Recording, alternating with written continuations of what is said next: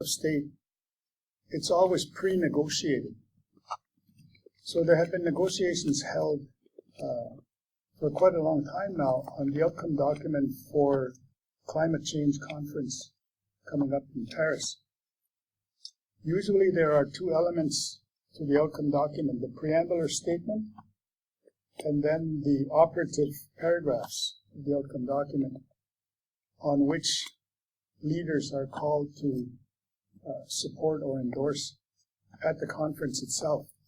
The concern at this point is the challenge that we have of inclusion in the outcome document.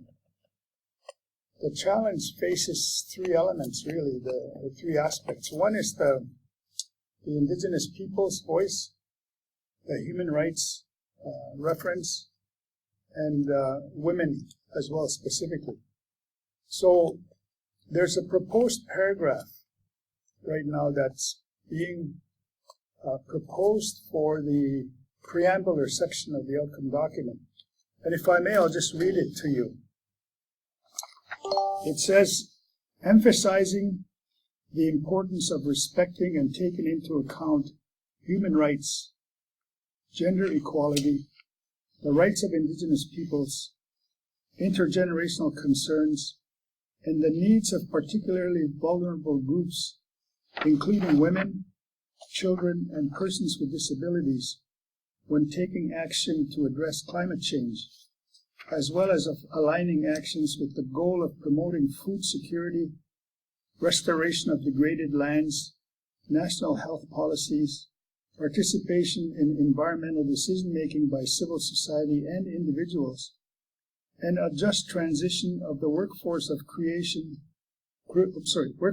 creation of decent work and quality jobs in accordance with nationally defined development priorities and strategies. The problem immediately is it's too long. So there's a proposal to make it more concise and not lose the content of the important elements of the paragraph. The second challenge is that it's going to be located in the preambular paragraph section of the outcome document, when it really should be in the main body of the outcome document. In other words, as an operative paragraph. The opinion right now of people who have been working on the negotiating strategies is that this is too long. It'll be easy to delete or not to shorten it even more and risk the possibility of losing the essential contents. So that has been worked on, and the proposed paragraph is the one you have in front of you. The proposed paragraph is much shorter, and it's more mandatory, and it's got more force as an operative paragraph.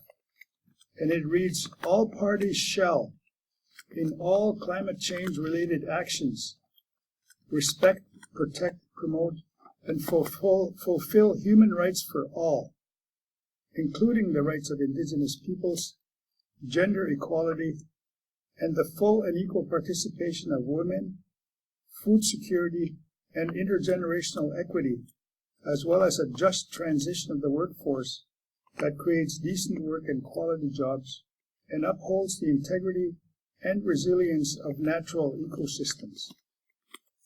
That is the preferred wording from the Pacific Caucus, the Arctic Caucus, the Indigenous Peoples Caucus with the steering committee, along with the Women's Caucus, to be included in the human rights part of the operative Paris Agreement.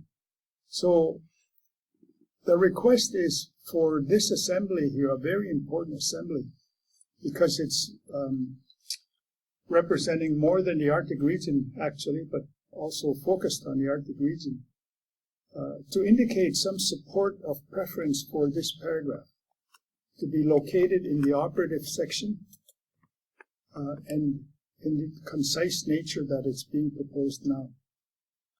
And that's the proposal that I would like us to consider. I think we can comment on the paragraph content as it is right now, but just be mindful that it has been negotiated for quite some time now, and there's some support for the way it is right now. So we're simply asking if you can support it the way it is being proposed. That's the question in front of us, I think. Can I ask for a clarification? So the request is for people to take an action that says make it operative. Mm-hmm.